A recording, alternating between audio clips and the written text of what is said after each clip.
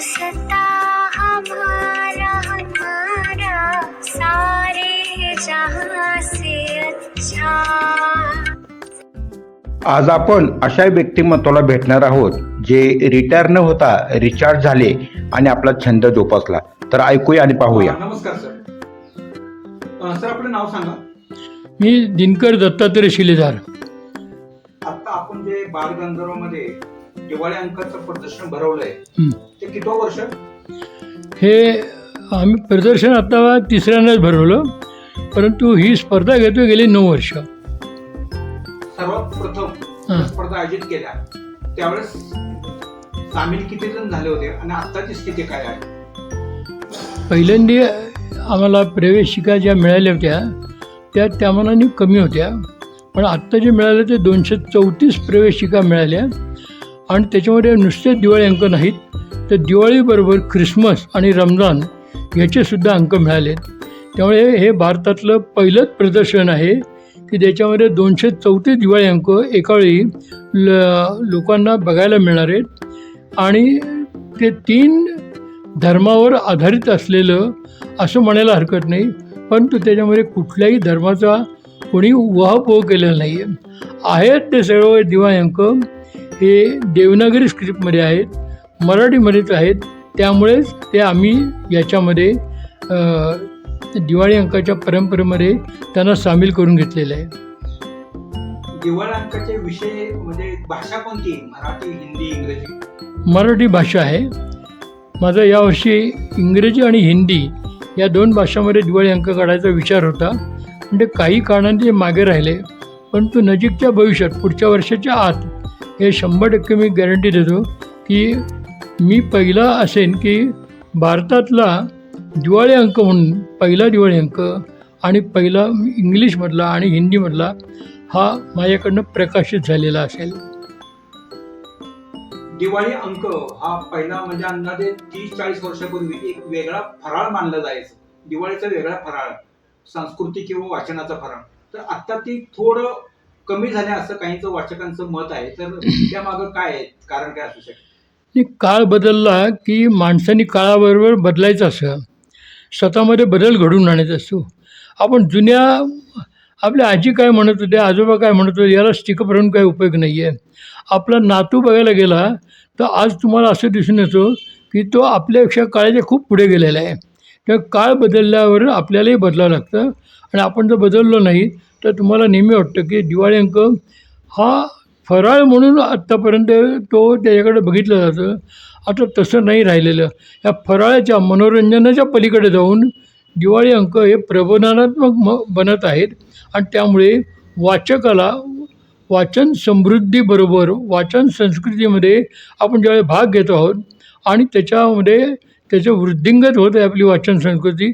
कारण एका दिवाळी अंकामध्ये तुम्हाला एकाच वेळेला अनेक प्रकारचं वाचन खाद्य बघायला मिळतं, वाचायला मिळतं. आणि जसे दिवाळी अंक तुम्ही बदलत जाल तसे तुम्हाला वेगवेगळे विचार हे वेगवेगळ्या लेखकांचे, वेगळ्या कवींचे बघायला मिळतात.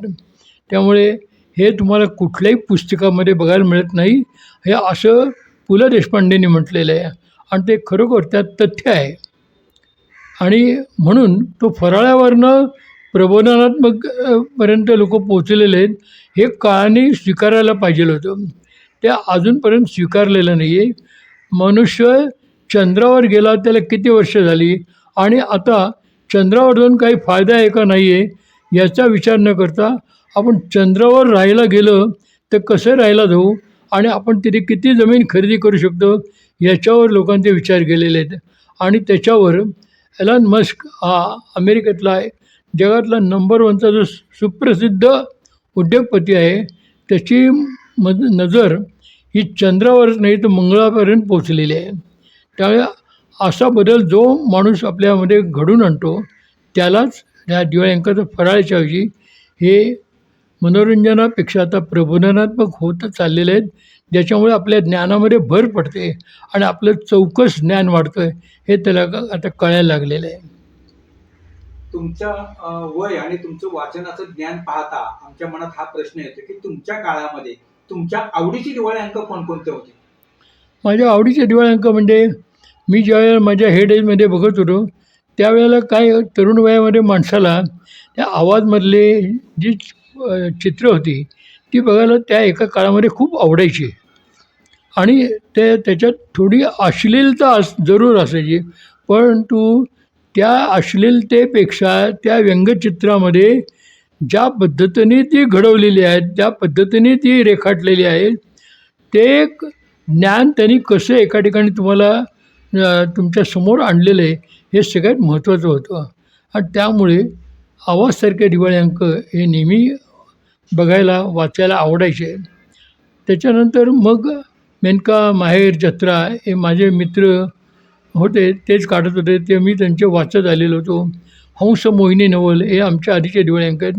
परंतु आता हे 50-60 वर्षापासून निघत असलेल्या दिवाळी अंकाबरोबर आमचा दिवाळी अंकसुद्धा आता 27 वर्ष झाले हा प्रचलित झालेला आहे. त्यामुळे संपूर्ण दिवाळी अंकाचं ट्रेंड बदलण्याचं सामर्थ्य हे आपले छंद या दिवाळी अंकाने दाखवलेलं आहे. ते दाखवायला इतरांना खूप वेळ लागला, पण आम्ही ते दाखवून आम्ही काळाच्या पुढे गेलेलो आहेत. आज जपानचा किंवा साऊथ कोरियाचा उत्कृष्ट आर्ट पेपर वापरून आम्ही त्याच्यावर दिवाळी अंक प्रकाशित करतो. त्याच्यामुळे त्याच्यावर उत्तमात उत्तम प्रिंटिंग करताना आम्ही आज चांगल्या ऑफसेट मशीनवर ज्याच्यावर 400 DPIचं तुम्हाला प्रिंटिंग बघायला मिळतं. त्यामुळे हे नुसतं प्रिंटिंग हा भागापुरतं मर्यादित नसून तो एखादा फोटोग्राफ वाटावा इथपर्यंत त्याचा फाईननेस लोकांना बघायला मिळतो. हे मी मोना ॲडव्हर्टायझिंग या संस्थेचा मालक. ही एजन्सी 55 वर्षापूर्वी सुरू झालेली. त्यामुळे दिवाळी मध्ये मी पडताना मी माझ्या ज्ञानाचा त्याच्यात कसा उपयोग करून घेता येईल याचा विचार केला आणि जे काय चांगल्यात चांगलं देता येईल ते ॲडव्हर्टायझिंग एजन्सीला द्यावं लागतं. काल काय घडलं ते दुसऱ्याशी शिळं झालेलं असतं.